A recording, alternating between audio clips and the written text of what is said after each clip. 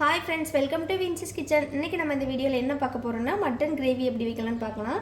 இதுக்கு ஃபர்ஸ்ட் ஒரு குக்கர் அடுப்புல வச்சு ஸ்டவ் ஆன் பண்ணிக்கலாம். இதல நம்ம எண்ணெய் விட்டுக்கலாம். சூடானதும் பிரிஞ்சி இலை, சின்ன துண்டு பட்டை, கொஞ்சமா சோம்பு, 3 ஏலக்காய் ஒரு கிராம்பு. இதுக்கு வந்து நான் 1.5 கிலோ மட்டன் எடுத்துர்க்கேன். அதனால ஒரு 4 பெரிய சைஸ் வெங்காயம் கட் பண்ணி வச்சிருக்கேன். அதை போட்டுக்கலாம்.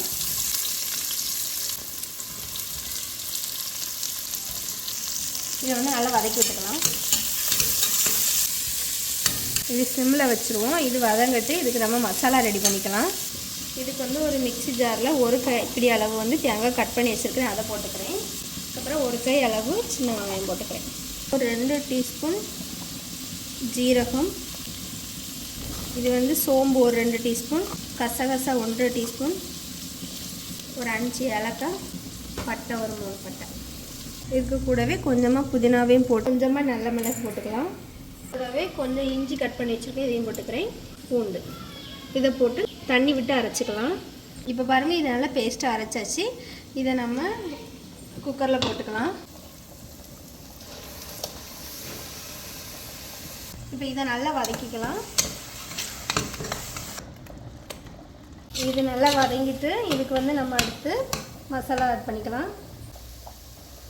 வத்தல் தூள் ஒரு 1 ஸ்பூன் போட்டுக்கிறேன். மஞ்சள் தூள், மல்லித்தூள் ஒரு 2 ஸ்பூன் போட்டுக்கிறேன். இதை நல்லா வதக்கி விட்டுக்கலாம். இது கூடவே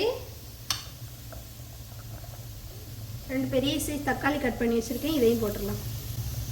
இதுக்கு தேவையான உப்பு போட்டுக்கலாம். போட்டு நல்லா வதக்கிட்டு,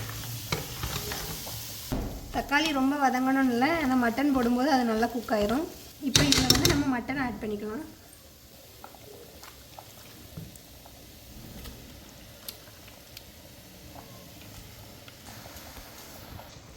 இப்போ இதை நல்லா மிக்ஸ் பண்ணிக்கலாம். ஒரு 2 நிமிஷம் இந்த மசாலாவிலே இது நல்லா மிக்ஸ் ஆகட்டு. அப்படியே வதக்கி விட்டுருங்க. இப்போ நல்லா மிக்ஸ் பண்ணியாச்சு. இப்போ இந்த மட்டன் முங்குற அளவுக்கு நம்ம தண்ணி விட்டுக்கலாம்.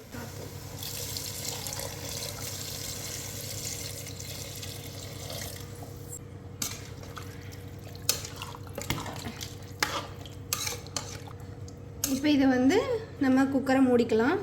குக்கரை மூடி ஒரு 6லேருந்து 7 விசில் வச்சு எடுத்தோன்னா நமக்கு வந்து மட்டன் கிரேவி ரெடி ஆயிரும்.